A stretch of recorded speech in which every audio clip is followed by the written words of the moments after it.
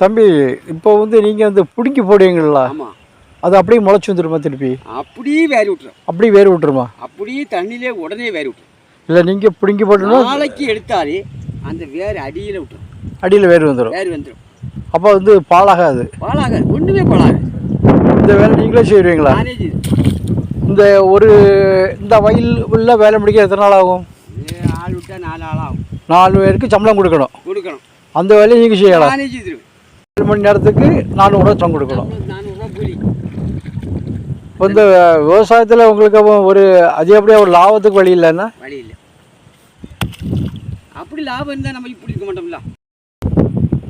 வேலைக்கு போக மற்ற நேரங்களில் ஓய்வு எடுக்கிற நேரங்களில் இங்கே தான் வந்து வேலை செய்வேன்.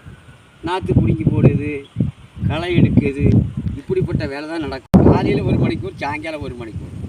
2 மணி நேரம் தான் வேலை. 2 மணி நேரம் வேலை தான் முடிச்சிடுவேன். மற்ற நேரங்களில் வேலைக்கு போவேன். மாடு இருக்குது, ஆடு இருக்குது, கோழி இருக்குது. விவசாய வேலை தான். அதுகளை பார்த்துக்கிடுவீங்க. பார்த்துக்கிடுவோம். இப்போ அதுலேயும் ஒரு வருமானம் கிடைக்கும். அதுலேயும் ஒரு சின்ன வருமானம். அதை வச்சு தான் நம்ம ஈட்டுது. அப்போ இதில் வந்து விடாமுயற்சி. இது விடாமுயற்சி. நம்ம பேரம்பூட்டம் காலத்துலேருந்து செய்த உழைப்பு முயற்சினால இதை செய்துக்கிட்டு இருக்கோம்.